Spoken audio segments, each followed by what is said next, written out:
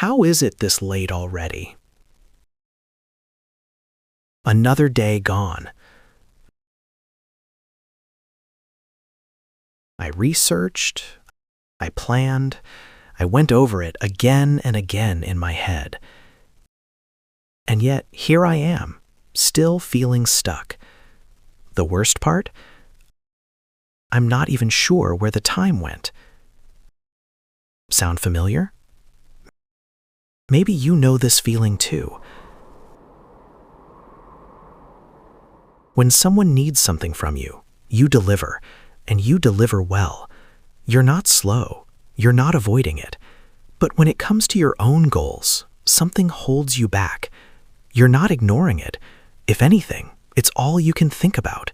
And still, the day slips by before anything gets done. People say things like, "You worry too much. You overthink everything." But I want you to hear this clearly. That is not a flaw. That is how your brain was built. And today, I want to show you why. People who overthink tend to be deeply responsible, highly empathetic, and sharp enough to catch what others walk right past. Let's break this down through 6 insights from neuroscience and psychology. Point 1. Your brain is treating future problems like present emergencies. Here's a scene you might recognize. You sit down to work on something important. You want to do it right, so you start thinking it through. But one concern leads to another, then another. Before long, you're not working on the task anymore. You're running through everything that could possibly go wrong. An hour passes. The page is still blank. And somehow, you're already tired. This isn't laziness. This isn't weakness. This is your brain doing exactly what it was designed to do, just point it in the wrong direction. Inside your brain is a structure called the amygdala. It works like a threat detector, constantly scanning your environment, and the moment it finds something, it sends an alarm signal through your whole body.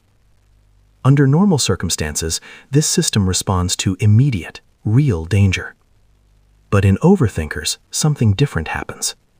The amygdala starts firing for things that haven't even occurred yet. Neuroscience research has shown that simply imagining a future uncertain event can activate the amygdala in ways that closely mirror a real threat. Which means your brain might be treating next week's deadline the same way it would treat a car coming straight at you. Heart pounding, body tense, stomach tight. Not because something went wrong, but because your brain is trying, in its own way, to keep you safe. And here's the thing, that same sensitivity is exactly why you catch what others miss. That's not a problem. That's a capability most people don't have. Point 2. The harder you push for perfect, the harder it is to start. Overthinkers and perfectionism almost always go together. Decades of research in psychology show that the stronger the fear of failure, the more likely someone is to put things off. Here's how it plays out. You tell yourself, "I need to get this right." So you wait until you feel ready. But ready never quite shows up, because the closer you look, the more there is to prepare for. And while you're preparing, the anxiety builds. And more anxiety means you need to feel even more ready before you can begin. This cycle runs quietly in the background, and it doesn't stop on its own. You want to start a project, so you begin looking into it. One question opens up 3 more. You have 10 tabs open.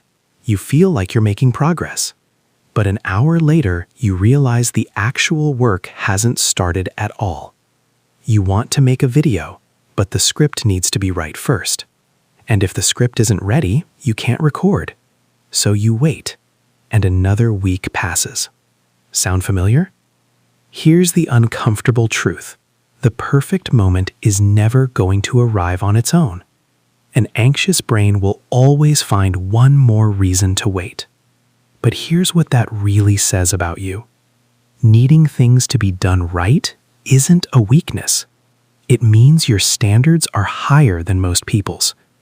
And when people with high standards finally do move, the work they produce is something others simply can't match. Point 3. You're drained because your mind has been running all day. There's a name for what happens inside an overthinker's head. It's called rumination. Rumination is when you replay the same worry on a loop without ever actually moving toward a solution. What if this goes wrong? What if I'm not ready? What if it's not enough? The thoughts keep coming back. They don't resolve. They just circle. It looks like thinking, but it's not really thinking. It's spinning. You're covering the same ground over and over without going anywhere new. And this has a real cost. Your brain burns through a significant amount of energy during rumination. You haven't produced anything. You haven't moved. But by evening, you're completely wiped out.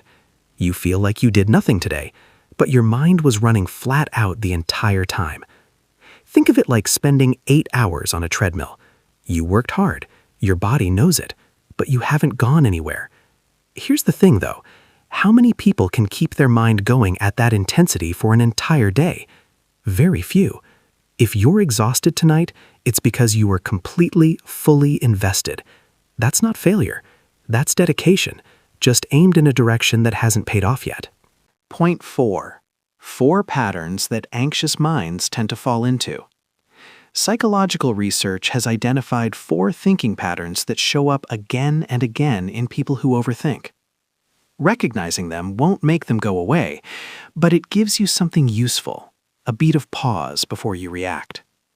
The first is overestimating threat, treating something unlikely as though it's practically guaranteed. A coworker takes a while to reply. They must be upset with you. You lose your train of thought mid-presentation. Everyone must think you're incompetent. In reality, the actual odds are almost always far lower than they feel. The second is catastrophizing. One mistake at work and your mind is already 3 steps ahead. You picture the conversation with your manager, then the moment you have to clear your desk, then months of sending out resumes with no replies, then telling people what happened. The whole scene plays out in vivid detail, even though none of it has happened, and most of it probably never will, which somehow leads to everything falling apart completely. This chain of thinking travels to places that reality almost never actually reaches. The third is underestimating your ability to handle things, assuming that if something goes wrong, you won't be able to cope. But research consistently finds that people who experience high anxiety tend to have more resilience and problem-solving ability than they realize. The gap between how capable you think you are and how capable you actually are is bigger than you know. The fourth is underestimating the support around you, feeling certain that if things went sideways, no one would be there. But the people in your life, at work, at home, are far more ready to show up for you than your anxious mind believes. Next time anxiety hits, try asking yourself, which of these 4 is this? That one question can create just enough space to see things a little more clearly. And the fact that you're even able to ask it, that comes from thinking deeply. That's your strength. Point 5. Why getting your body moving changes what's happening in your mind. This one might catch you off guard. One of the most effective ways to break out of overthinking has nothing to do with thinking at all. It's moving your body. When you do aerobic exercise, your brain produces a protein called BDNF. It protects your neurons, supports emotional regulation, and helps your brain work more clearly. Research pulling from multiple studies has found that a single workout can raise BDNF levels by around 30%. Here's what makes this particularly interesting. The physical experience of exercise, heart rate up, senses heightened, a kind of buzzing alertness, feels a lot like anxiety. But during exercise, that sensation comes with brain protective chemistry attached to it. So what movement does over time is teach your body something. This feeling isn't dangerous. I can keep going. I'm okay. It rewrites the anxious response from the inside. You don't need a gym membership or a training plan. 5 minutes outside is enough to shift something. And that small shift is often all it takes to make the next step feel a little less impossible. Point 6. One small move now beats waiting for the perfect plan. And here's the most important thing I want to leave you with. For overthinkers, the biggest thing standing between where you are and where you want to be is usually this belief: I'll start when I'm ready. But the more you think, the more anxiety builds. The more anxiety builds, the more ready you feel you need to be. And this doesn't end on its own. It ends when you decide to step forward anyway, before you feel ready. There's an old saying, well begun is half done. Starting, even imperfectly, even nervously, is already halfway there. So today, just try one thing, one small thing. Write a single sentence. Open the document. Step outside for a few minutes. Don't wait for the anxiety to lift before you move.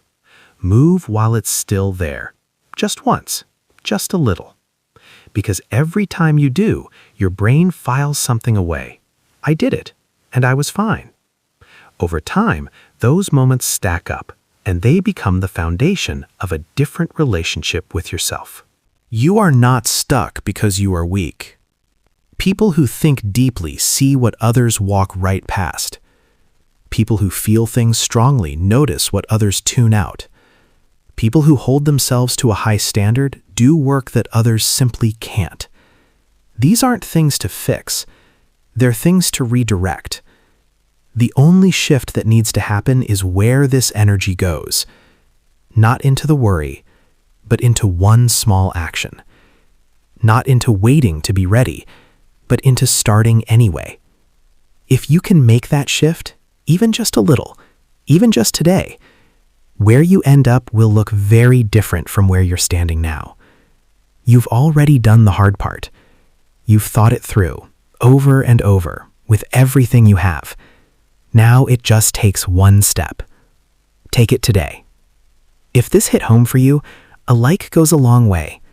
It helps this reach someone else who needs to hear it. And if you want to see more, feel free to subscribe. See you next time.